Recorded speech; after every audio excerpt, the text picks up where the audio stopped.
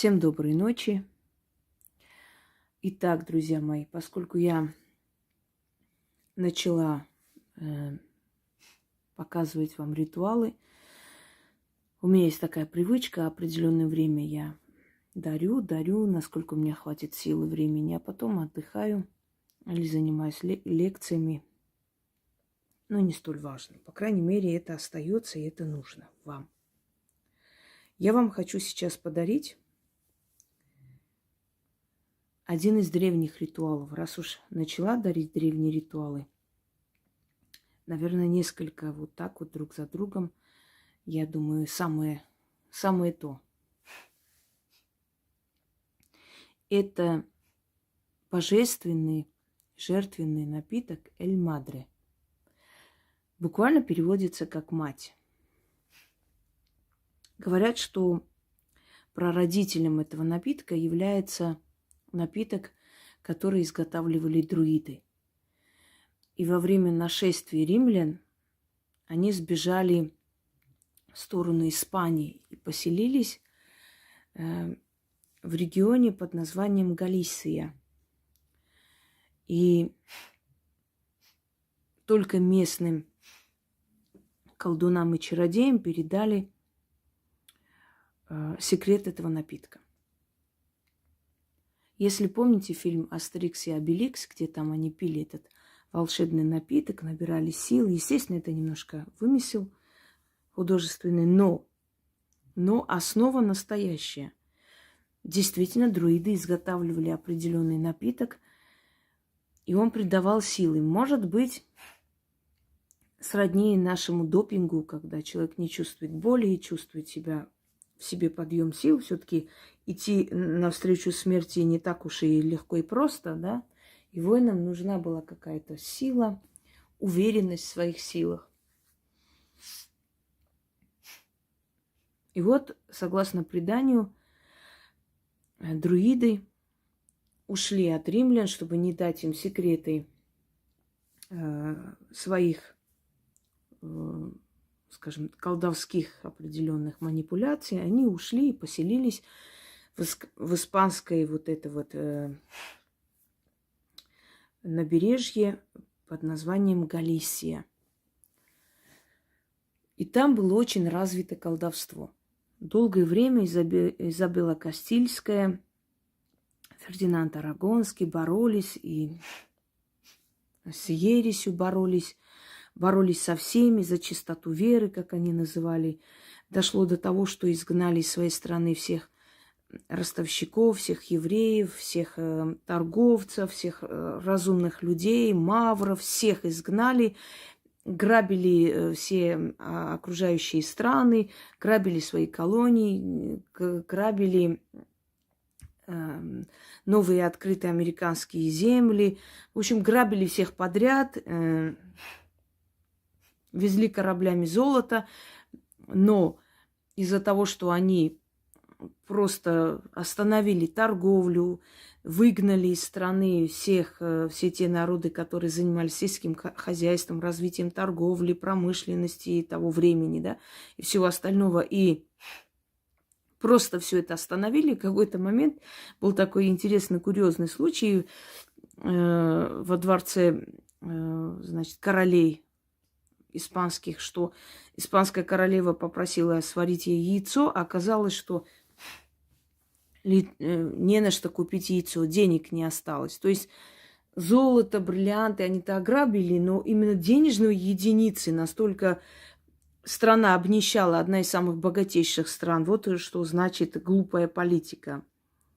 Ну, доказано, что Фердинанд Арагонский, как и его жена, страдали некоторыми психическими заболеваниями, потому что сколько людей они отправили на костер. Вот это психическое заболевание потом передалось их внучке Марии Кровавой, дочери Генриха VIII, который тоже отправил на костер огромное количество людей. Но речь не о том. Речь сейчас идет о том, что ведьм и чародеев Галисии очень страшно преследовали. Но самое интересное, невзирая на эти все преследования, не могли доказать колдовство. И они все-таки существовали, продолжали свое дело. И это, наверное, говорит как раз о том, что эти люди знали какую-то тайну, какой-то секрет и могли себя обезопасить. Настоящий первый изначальный рецепт того напитка, он, к сожалению, пропал. Но в средние века появился новый рецепт этого напитка, уже с новыми ингредиентами, которые можно было использовать. И, собственно говоря, сейчас объясню для чего. Этот напиток можно пить. Он был сделан на основе водки или текилы, потому что уже осваивали Мексику, то есть западноамериканские земли могли уже знать этот секрет. Позже появилось кофе, тростниковый сахар, лимон он был изначально цитрусовый. И вот новый рецепт, в средние века появился новый рецепт этого напитка, как бы заменяющий древние ингредиенты, но в то же самое время призывающие богов обратить внимание на человека. Для чего делалось это? Во-первых, это подношение богам. Считалось, что такая смесь им нравится. И что именно вот такое подношение дает определенную энергию духам, которые нас слышат и исполняют то, что мы просим.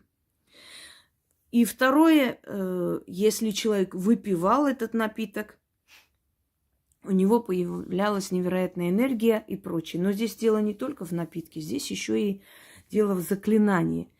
Заклинание на латине, которое осталось издревле. То есть напиток, он воссоздан по новым ингредиентам в средние века. То есть они колдуны подобрали более такие продукты, которые, по их мнению, совпадало где-то со старинными вот этими ингредиентами, которые были в этом напитке, да. То есть они воссоздали каким-то образом. А вот именно на латине заклинание подношения силам осталось таким, какой есть. Есть два варианта этого заклинания. Первый вариант – это для обычных людей, для людей, которые приходили в храм, для людей, которые дома благодарили богов. И второй вариант – это заклинание жрецов, который я позже дам, именно для практиков. Но первый вариант заклинания Эль-Мадре для обычных людей, то есть в то время тоже разделялось это все, я вам, естественно, подарю. Зачем это нужно? Если вы выдержите, выпьете этот напиток, он вам вреда не нанесет, но просто это нужно быть знающим человеком, разбирающимся в напитках, чтобы вы сумели выпить и чтобы у вас все было хорошо. Потому что не каждому человеку текила-то простая подходит. И второй момент – это вот подношение богам. Время от времени, изготавливая этот напиток и произнося 13 раз заклинание, вы поворачиваете силы судьбы лицом к себе. То есть это напиток для удачи. Вы просите удачу на латине и в ответ преподносите богам вот этот эликсир, вот этот напиток, который им нравится. Вы благодарите этим, откупаетесь, даете духам определенную энергию, силу исполнить то, что вам хочется. Когда можно делать этот ритуал? Можно раз в неделю проводить и просто откупаться, подносить силам, потому что мы время от времени должны благодарить те силы, которые рядом с нами. Чем больше мы делаем ритуалы, чем больше мы просим, чем больше мы получаем помощь потустороннего тонкого мира, тем больше сил вокруг нас собирается, сил удачи, силы благополучия, защитные силы и так далее. И понятное дело, что они нуждаются в подпитке, они нуждаются в постоянном внимании, что вы их благодарите. Это, по сути, благодарение, но в то же самое время просьба, чтобы все силы всех сторон света всегда были начеку. всегда были на вашей стороне, защищая вас и помогая вам в любую минуту. Знаете вы об опасности, не знаете, чтобы они всегда вас защищали. Проводя этот напиток, вы заметите, что постепенно ваша ситуация вокруг вас начнет меняться в лучшую сторону. Долго не получается повышение получить. Начните делать этот ритуал. После второго, третьего раза вы почувствуете к вам совершенно иное отношение мира. То есть, если до сих пор мир был для вас мачехой, теперь станет родной матерью. Вот так вот давайте скажем. Потому что я всегда подробно объясняю, не делая акцент на то, что я уже много раз объясняла и все прочее. Это меня научил мой папа, который режиссер-постановщик был театра. И он сказал, когда я писала сочинение, помню про Великую Отечественную войну, как бы написать, чтобы это красиво звучало. Он сказал, пиши так, как будто ты рассказываешь человеку, который ничего не знает про войну. То есть мы-то знаем, что люди знают про Великую Отечественную войну, и как-то так рассказываем, как людям, которые и так знают, ну, что там добавить. А здесь он сказал, хочешь, чтобы тебя послушали, говорить так, как будто ты рассказываешь людям, которые никогда не слышали об этой войне. И тогда оно будет реалистично. И когда я все время начала, знаете, применять эту тактику в своих разговорах и все прочее, объяснять человеку так, как будто он никогда не слышал про эту тему и знать не знает. И неважно, сколько он следит за моим каналом, смотрит и так далее. Тогда получилось более лучше доносить до людей. А второй момент, я помню, когда я первый раз вышла на сцену, я играла у него в пьесе и сама писала пьесы. Я несколько пьес написала. У нас вот этот театр любительский. Мы выходили в древнерусских костюмах, играли, все такое. И я помню, когда сидел парень и чавкал, вот так чавкал, глядя мне нагло в лицо, и я поняла, что это специально делает, чтобы меня обидеть. Мол, что там за игра, мне неинтересно. Вот такой вот гнилой человечек.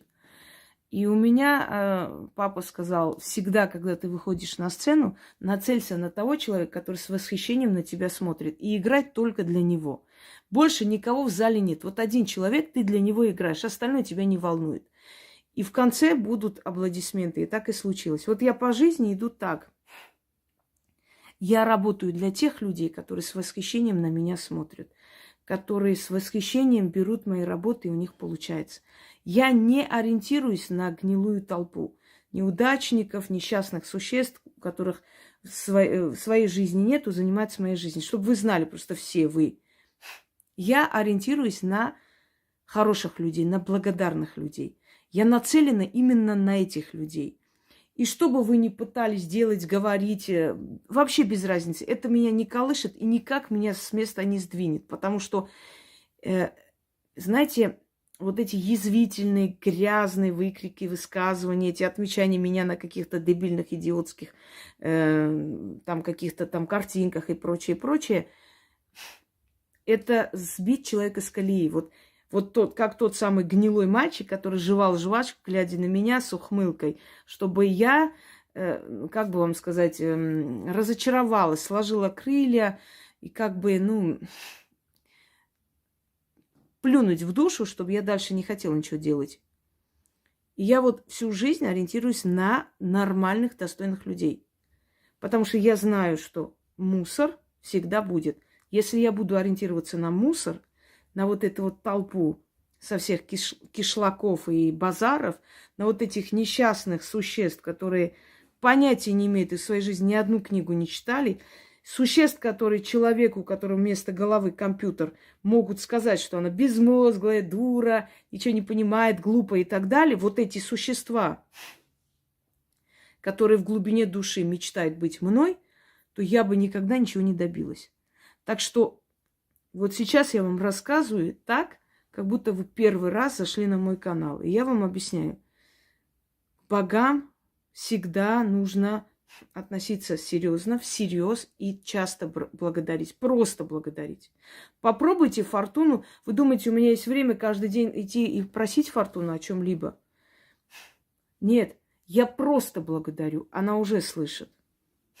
элементарно благодарить. Не только просить, дай, дай, помоги, но иногда благодарить за все, что уже дали. И поверьте мне, что вот это ритуал благодарения, он иногда намного сильнее, чем даже просьба. Потому что когда ты искренне от всей души благодаришь силой за все, что они для тебя сделали, они хотят еще больше сделать для тебя. Потому что видят, что перед ними благодарное создание. Итак,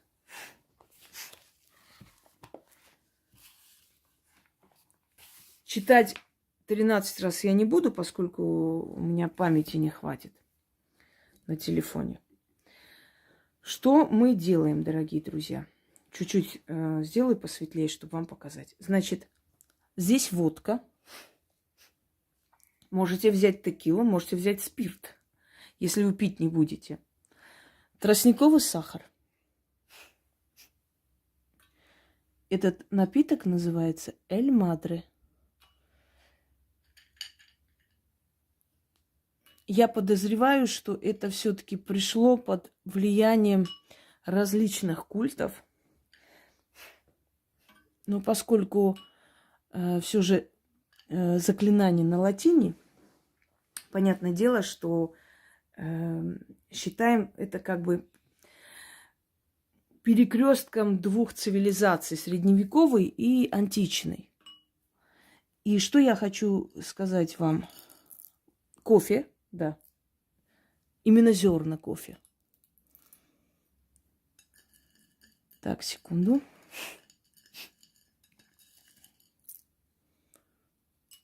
Добавляем сюда. Да, насчет источника, откуда это. Дорогие друзья, у меня есть определенные книги, я как-то выставила, некоторые догадались, откуда они. Я удалила эту страницу, и я объясню почему. Потому что есть мировые музеи, которые просто закрыты. Есть мировые источники, книги, которые просто закрыты для большей публики. Ватикан, например, до сих пор еще не все открыл, свои архивы. И если я просто вам все скажу, что откуда мне отправляли, ну, этих людей просто уволят с работы или будут преследовать по закону, понимаете? Просто нет им права такие вещи вообще открывать и говорить. Ну, без разрешения особого. Особого разрешения никто, конечно, не даст годами. Сами понимаете. Так что те вещи, которые я могу вам сказать, я вам говорю. То, что не могу, не всегда можно. Я вот недавно выставила источник, и армяне сразу догадались, откуда. Тут же начали писать, и я удалила, потому что я не хочу подставлять людей, которые мне это сфотографировали, отправили, и я не хочу, чтобы они лишались работы из-за меня. Но это настолько ценная информация. Мне же не эти книги нужны, которые стоят там миллионы долларов. Нет, мне нужно содержание всего лишь, мне нужны заклинания всего лишь. Поэтому понятное дело, что я не хочу лишних как бы проблем для них. Так вот, здесь важен источник света, то есть, извиняюсь, источник огня, источник света, это для меня важен здесь. Вам нужно любую ароматную палочку можно поставить. То есть любой аромат здесь должен быть. Просто аромат. Вот этот напиток, рецепт, который я вам дала. И можно обычные свечи, можно свечи разноцветные, можно свечи восковые. Здесь не имеет абсолютно никакого значения. Здесь главный источник огня. А как вы огонь получите? Можно даже определенными там... Есть маленькие эти камины и прочее. Вообще не важно. Вот это все добавляем. Сейчас попробуем. Посмотрим, он будет гореть. Ну вот, не, боюсь, что нет. Спиртовая часть здесь не очень большая, поэтому я думаю, что гореть не будет. Но желательно, чтобы это был такой спирт, который будет гореть некоторое время. Желательно. Ну, не обязательно. После того, как вы прочитали 13 раз, оставляйте этот напиток на подоконнике. На следующий день просто можете вылить. И все. Да нет, горит чуть-чуть, видите, все-таки. Все же горит. Давайте еще попробую немного. Эти спички потом выну, конечно, оттуда. Ну, вот и замечательно.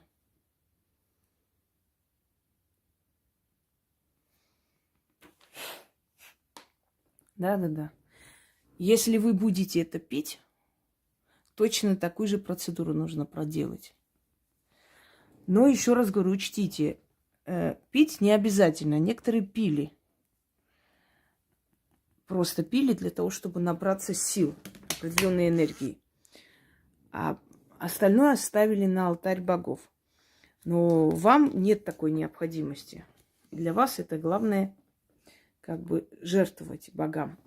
И еще один момент я вам скажу. Извиняюсь. Второй ритуал для практикующих я выставлю, но позже. Не сейчас.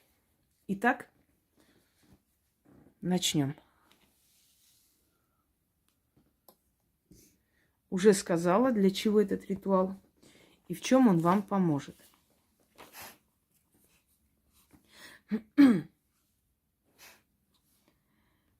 О вирибус антигурим lucem ace tenebras ponorum et malorum te ipsuma serva o magna mater parente viribus universum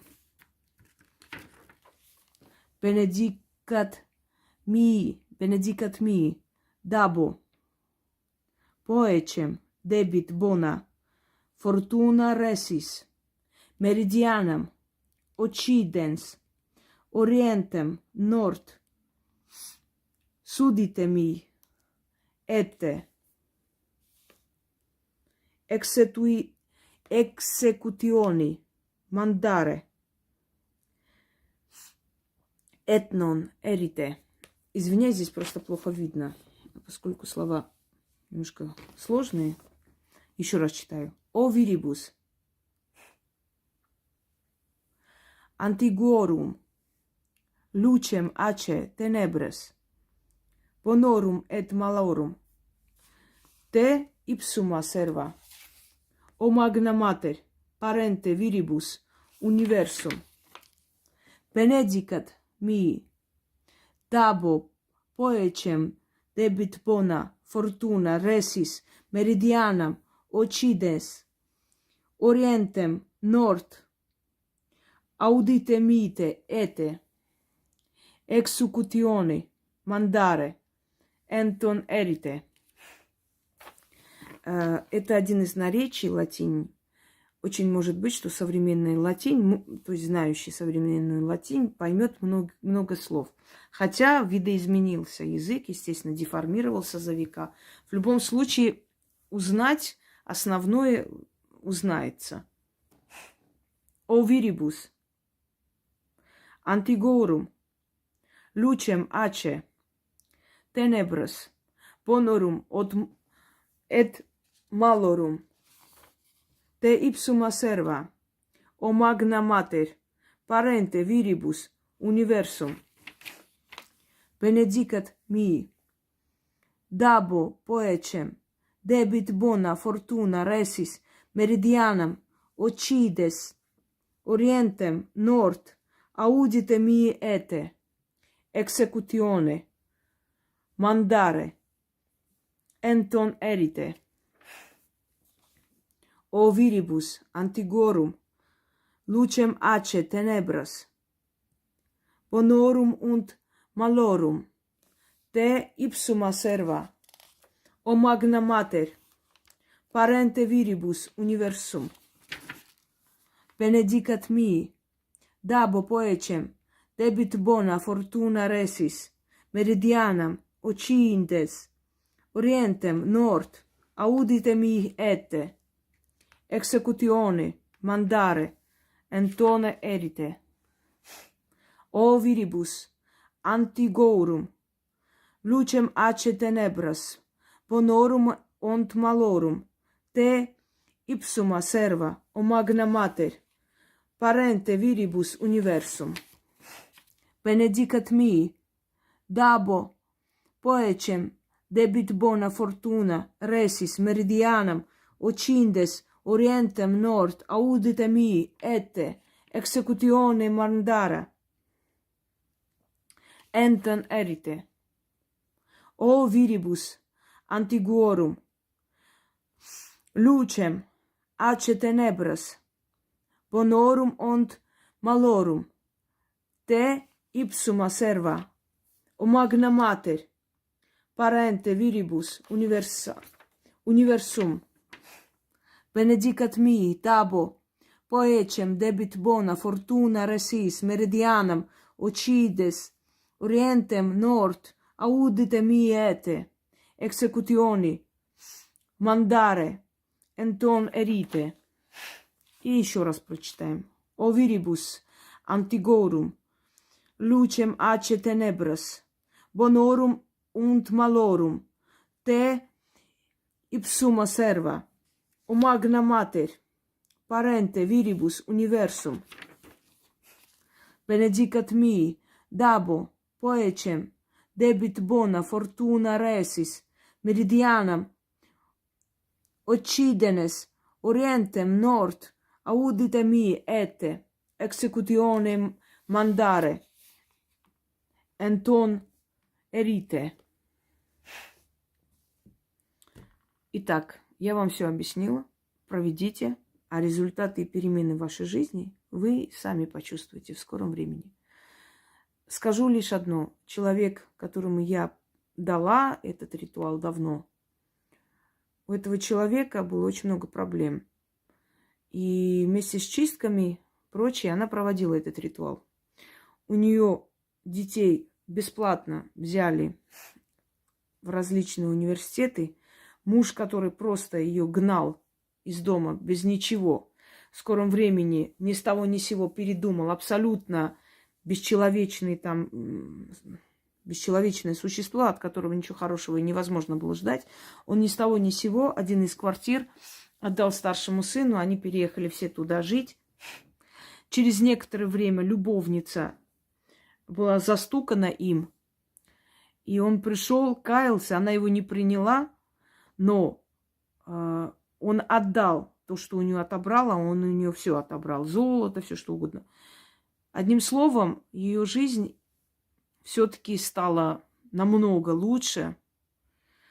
Они просто практически жили на улице. То у подруги, то еще где-нибудь. У них просто не было выхода. Вот такое было состояние. Муж был у нее очень такой человек сильный, со связями, и он мог сделать с ней все, что угодно. Боги повернулись лицом к ней, пожалели. Вот так. Проведите, о результатах поделитесь с нами. Нам будет интересно. Всем удачи!